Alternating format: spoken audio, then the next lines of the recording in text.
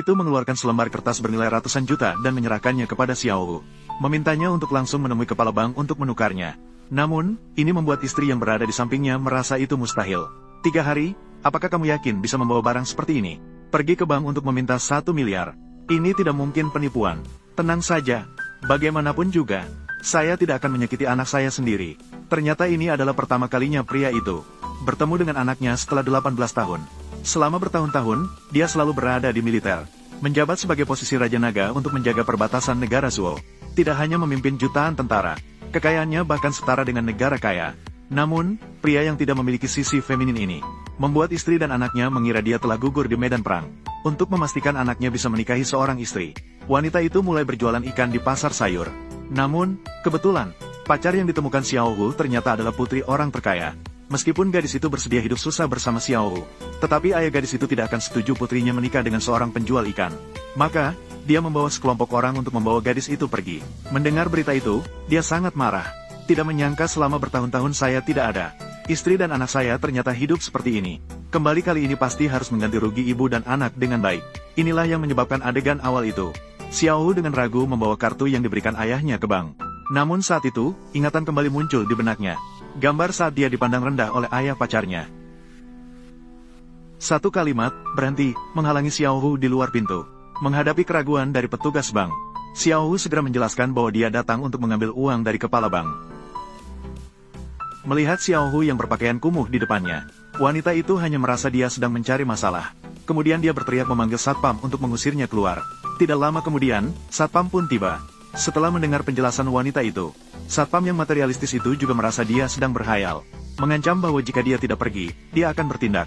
Saya tidak berbohong kepada kalian. Ayah saya memberikan saya selembar kertas, yang menyuruh saya datang untuk mengambil uang dari Tuan Sen. Jika tidak percaya, kalian lihat.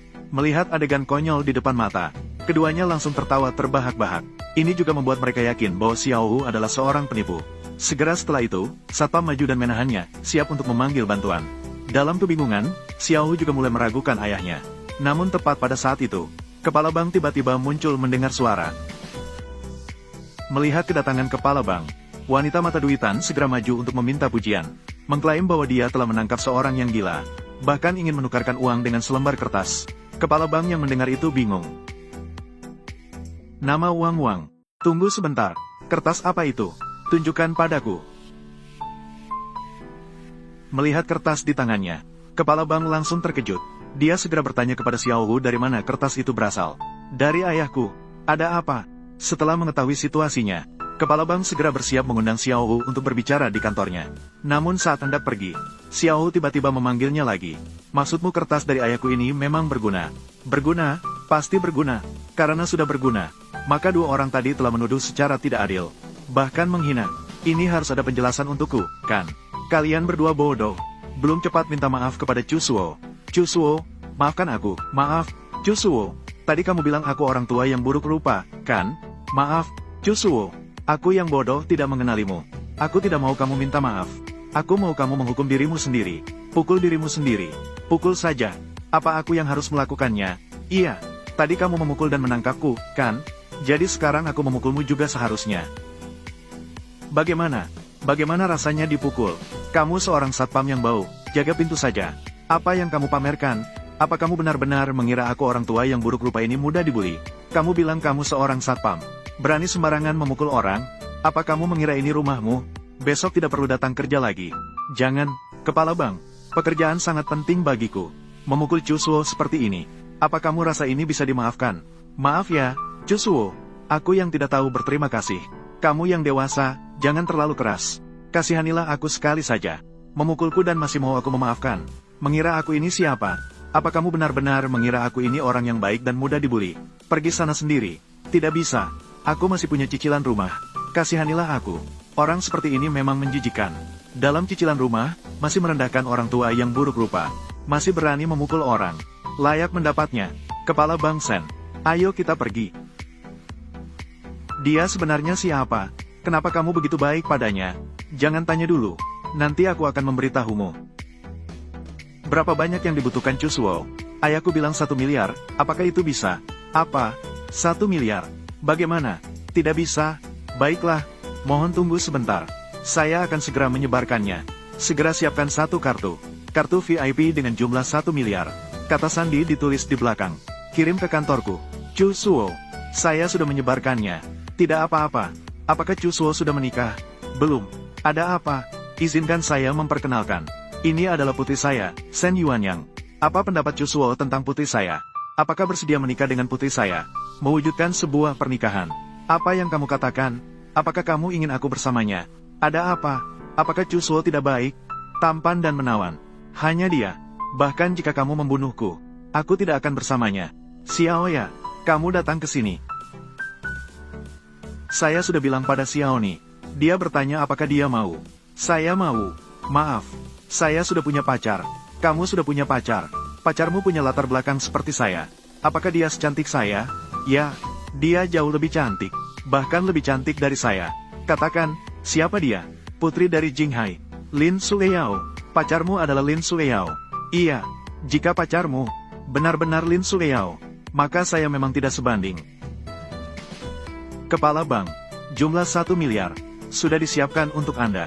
Yang mulia, kartu Anda sudah diterima. Maaf mengganggu, Kepala Bank Shen. Saya permisi dulu. Yang mulia, ada apa? Bagaimana kalau kita berteman di WeChat? Anggap saja berteman. Maaf, saya tidak sembarangan menambah perempuan lain selain pacar saya. Kenapa? Karena saya takut mereka mengincar saya. Sekarang saya punya 1 miliar. Bisa pergi menemui Sueyao. Ayahnya pasti akan setuju, kan? Chu Xiaoqiang. Siapa Chu Xiaoqiang? Kamu yang baru tidak tahu. Seekor katak buruk rupa. Apa maksudnya? Dia hanya seorang penjual ikan yang bau. Bermimpi untuk menikahi putri keluarga kami. Benarkah? Masih ada orang yang berani bermimpi seperti ini? Betapa tidak malunya. Kalian sudah cukup bicara, kan? Cukup, cepat minggir. Saya mau masuk mencari Sueyao. Masuk. Kamu tidak tahu. Sudah dilarang mendekat padamu. Jika berani mendekati nona besar lagi, setiap kali bertemu, saya akan memukulmu. Cepat pergi. Saya beritahu kalian. Ayah saya sudah kembali. Sekarang sudah berbeda. Kalian sebaiknya jangan mengganggu saya. Ayahmu sudah kembali. Bekerja dan mendapatkan beberapa ribu yuan. Sangat luar biasa. Bahkan membuatmu bangga. Keringat besar. Usir dia. Jika dia tidak pergi, pukul dia. Kak Gao. Anak muda, apakah kamu yang pergi sendiri? Atau saya yang mengusir? Berhenti. Kalian sedang melakukan apa? Nona besar. Ini bukan urusan kalian. Pergi sana. Baiklah, Xiao Hu. Kenapa kamu datang? Sueyao. Apa kamu tidak merindukanku? Xiao Hu. Cepat pergi saja. Jika ayahku melihatmu, dia pasti akan membunuhmu. Sueyao. Aku tidak takut apapun demi kamu. Aku tahu. Tapi aku tidak ingin kamu terluka. Aku ingin kamu baik-baik saja. Apakah kamu mengerti? Sueyao. Tenang saja. Kali ini, aku pasti akan membuat ayahmu merestui kita. Itu tidak mungkin. Dia sama sekali tidak menganggapmu. Dia tidak akan setuju meskipun mati. Selama kamu mau, tidak ada yang bisa menghalangi kita. Tentu saja aku mau. Bahkan jika harus mengorbankan seluruh dunia, aku hanya ingin bersamamu. Bahkan jika harus menjual ikan bersamamu, itu lebih baik daripada di rumahku. Makan makanan lezat dan bahagia. Kalau begitu, baiklah. Bawa ini pulang dan temui ayahmu. Bicaralah baik-baik dengannya. Tapi, Xiao Hu, jangan bodoh. Itu benar-benar tidak bisa. Jika ayahku tahu kamu datang mencariku lagi, dia pasti akan membunuhmu. Bos, ada masalah. Apa yang terjadi? Kenapa panik? Anak penjual ikan itu. Dia datang lagi. Apa? Dia datang lagi. Iya, dia sekarang ada di luar. Kenapa tidak patahkan kakinya? Seret dia keluar. Aku sudah siap untuk bertindak. Tapi Nona sudah keluar. Ini tidak masuk akal. Jika dia ingin mencari mati, jangan salahkan aku jika aku kejam. Pergi dan tangkap dia. Xiao Hu, jangan bicara lagi. Ayo cepat pergi.